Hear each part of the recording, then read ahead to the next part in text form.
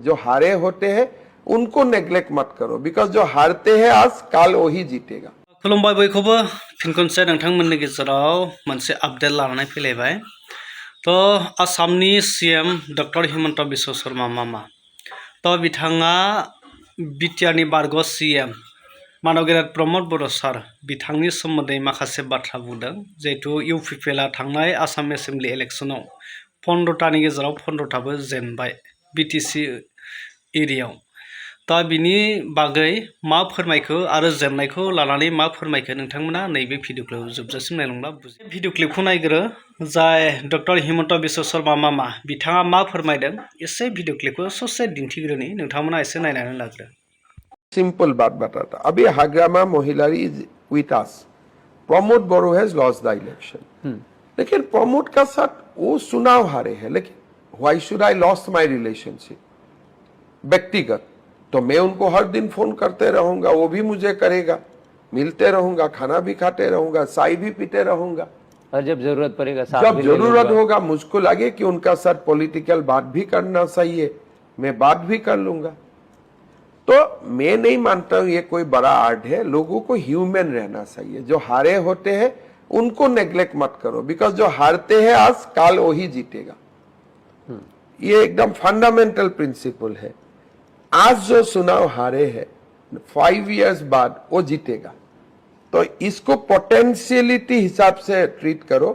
He is your potential friend in next 5 years इतना ही बात है। थारैनो नोंथांमोना बुजिबाय सीएम मामाया मा फोरमायखो। तो बिथाङा बुंदों तो देरहानाया अराय समनि नङा आरो जेननायाबो अराय समनि नङा।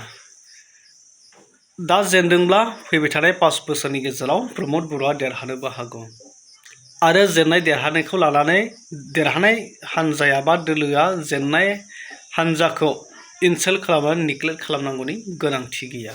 दा बेफोरबायदि बाथ्रा बुंदों। तो प्रमोद बर'जों रायज्लायनाय फन रायज्लायनाय सोमोन्दोआ जों पार्सनेलिटी सीएम मामाया सोमोन्दोआ माने दासिमबो थिगैनो दङ बा सोमोन्दोआ मोजां पार्सनेलिटी। तो ओइनो पार्टी सार्टीनि खोथा गैया बेयाव माने मानसि हिसाबै मानसिनि अबगता हिसाबै जेनेबा दायित्व हिसाबै जेनेबा मा होनो कर्तव्य हिसाबै रिलेशनशिपआ माने मोजां होननानै बिथाङा बुंनाय।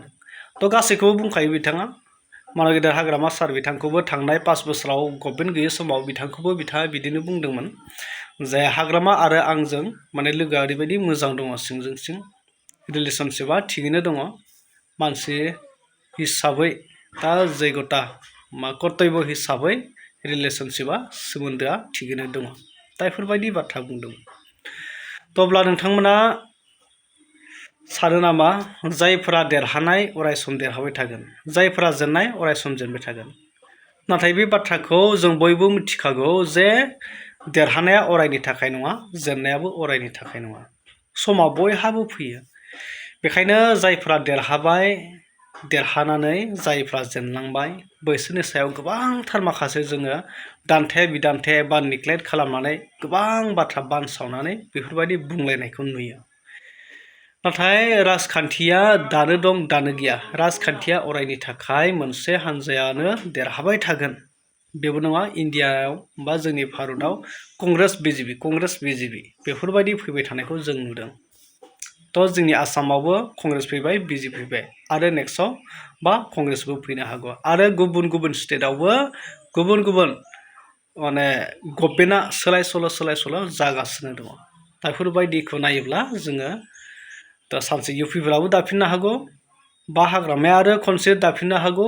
थारमाने जेबो गेरेन्टि गैया जेबो हमनो हाया आरो राजखान्थिनि दोहौआ जेरैथिं बोहैलाङो रायजोफोरनि साननाया बबेसिम आवगायलाङो सोरखौ मोजां नुयो बेखौ नेक्स्टनि समावनो नैबे दानि थासारि गोदोनिया आवगायनाया एसे बेलेगमोन। दानि मुगायाव दानि जि थासारि दानि जिथु सिटुएसन बेखौ नायोब्ला जोङो 5 बोसोर 10 बोसोरनि गेजेरावनो गभर्नमेन्टफोरखौ सोलाय सोल' जानायखौ जों नुनो मोनो। दा बेफोरबायदि मानोना दिनै गाबोन पाब्लिकफोरा साधारन भटार्सफोरा ओरैबायदि स्मार्ट साननो गोरों जाजोब्बाय सोरबायदिखौ दोननांगौ सोरबायदिखौ दोननाङा।